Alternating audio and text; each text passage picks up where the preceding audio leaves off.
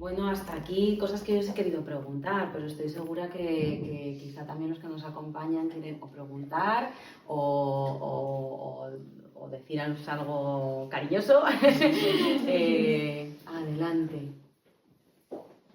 Ahí está, no sé. Hola, yo soy Emi y me ha gustado mucho el libro, no lo conocía, me parece muy didáctico. Yo no estudio psicología ni nada relacionado con la medicina, pero si fuera me lo compraría. Pero mi pregunta era que para alguien que sea paciente, ¿el libro le serviría? Sin que sea profesional o alguien que quiera hacer una terapia, alguien joven y que diga, bueno, no voy al psicólogo o al médico. Yo creo que justamente cuando tenemos todas esas preguntas de quién soy, qué me está pasando, el vacío, la parte teórica, la verdad que está escrita, aunque con mucha rigurosidad científica, ya van a ver todas las referencias bibliográficas, pero intentamos hacerlo con un lenguaje bastante sencillo para que incluso adolescentes que estén pasando por ese tipo de preguntas, la parte teórica les pueda funcionar. Entonces se puede encontrar de repente con la tabla de Erik Erikson.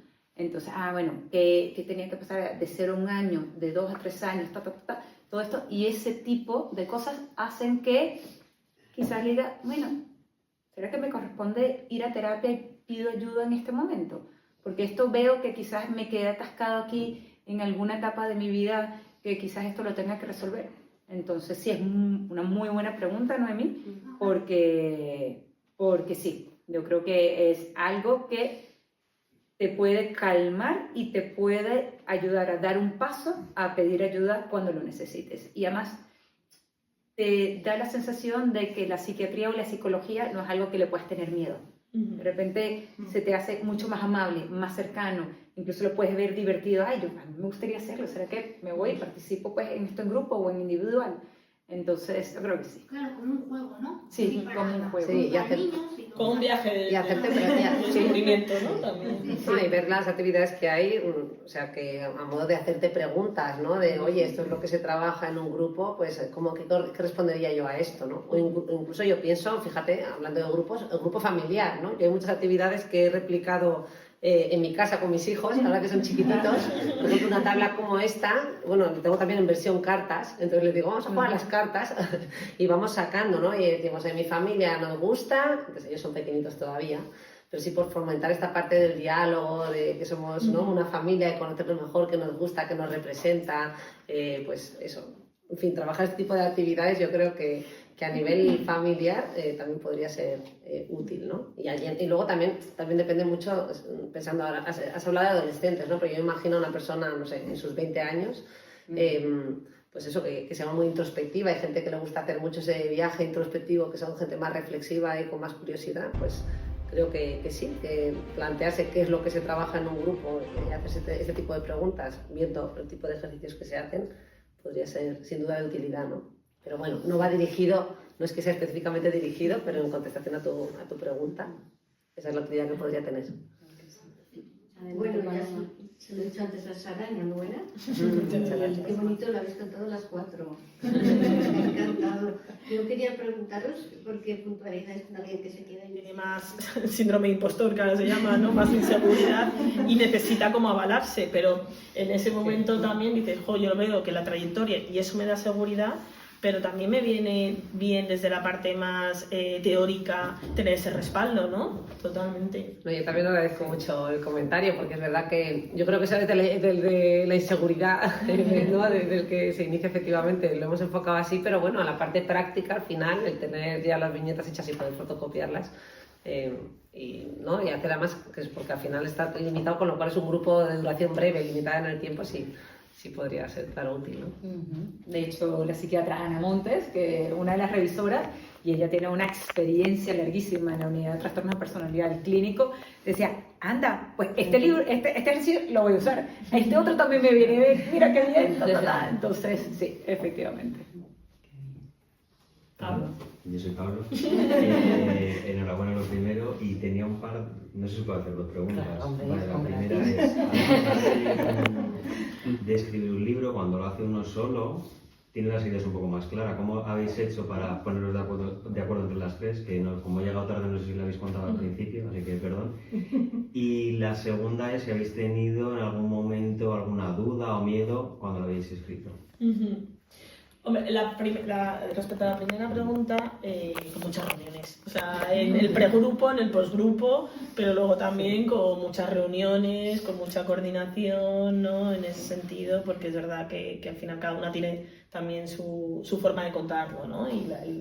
Y el buscar como un equilibrio entre todos, de decir, oye, pues al final es donde el punto en el que se pueda entender mejor, ¿no? Y flexibilidad y apertura, porque dentro de todo la historia, como Sara y yo hicimos los grupos en vivo, ya teníamos como una dinámica. Cuando incorporamos a Rosa, Rosa fue el verdadero reto, porque traía otra mirada. Pero en vez de decir, no, esto nosotros no lo hacíamos así, no, más bien nos invitaba a irnos de lado, ver esta otra, oye, pues sí, pues mira, tienes razón, ¿y qué pasa si lo ampliamos? Y Rosa también se encontraba con algo nuevo, mira, esto tal. Entonces amplió justamente ese espectro y se hizo mucho más nutrido.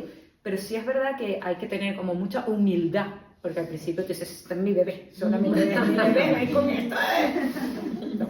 Entonces ya cuando entramos y hay que tener mucha amistad, porque lo encima de todo es que hay que pasárselo bien. Entonces todas las reuniones, después nos salíamos a tomar un café, tal, distintas cosas, lo acompañábamos con eso, no solamente con trabajo, sino que era mucho más distendido, incluso quizás en esos momentos distendidos, ay, mira, y si hacemos esto, tal, lo otro. Entonces yo creo que eso fue un factor clave para que pudiéramos integrar 3 miradas de esta forma. Sí, y yo esa parte, ¿no? También me acuerdo del inicio de, oye, falta una parte introductoria de contextualizar el grupo. Si yo usara este manual, a mí me falta saber cómo organizo el grupo, cómo lo empiezo, ¿no? Que inicialmente era excesivamente quizás práctico, sí. Y el poder, quizás mi mayor inseguridad, sí. Porque posiblemente tengo bastante menos experiencia que vosotras en los grupos. Creo que también contribuyó, ¿no? A si yo me pusiera ahora a hacer un grupo, a mí me falta información aquí, ¿no? Me faltan cosas. Sí, ese capítulo de introducción, que pareciera algo pues como muy básico, fue muy clave, se lo trajo Rosa, porque ¿qué pasa? Sara y yo ya estábamos al día a día, y entonces eran cosas que ya funcionábamos en automático, y Rosa no estamos en la conversación aquí intracerebral de ustedes, entonces hay que ponerlo aquí, y claro, lógicamente, entonces esa mirada nos ayudó un montón justamente para que tuviera la visión 360 para todo el mundo. Sí, respecto a la segunda pregunta, ¿no? De si hay algo que nos da miedo, inseguridad, alguna duda de decir, mira, no sigo con esto. O... Sí, yo creo que, o sea, yo no recuerdo, porque es verdad que teníamos... teníamos... a lo mejor no recuerdo la verdad, pero sí que es verdad que teníamos como muy claro lo que queríamos contar, ¿no? Sí. O sea, el principal miedo era eso, es que se el material entendiera, estaba ¿no? ya, ¿no? O sea, Sí. el material era realmente escribirlo, o sea, reescribirlo un poco, organizarlo, pero el material lo teníais. Pero la parte de eso de miedo, no era tanto de miedo, sino que queríamos que fuera avalado científicamente pues, por los autores que habíamos citado. Y una de ellas, principal, era la doctora Pamela Forge. Y nosotros teníamos una relación justamente con ella, la habíamos invitado a hacer varios simposios del adolescente, y que ella haya aceptado hacer una de las revisoras fue algo para nosotros que nos dio una seguridad completa para decir, oye, estamos describiendo tu técnica bien. Por ejemplo, confrontación, clarificación, confrontación, que lo van a ver ustedes. Entonces, ella, al leerlo y decir, oye, mira, sí han citado bien esta técnica, la otra, entonces ahí también nos dio esa seguridad.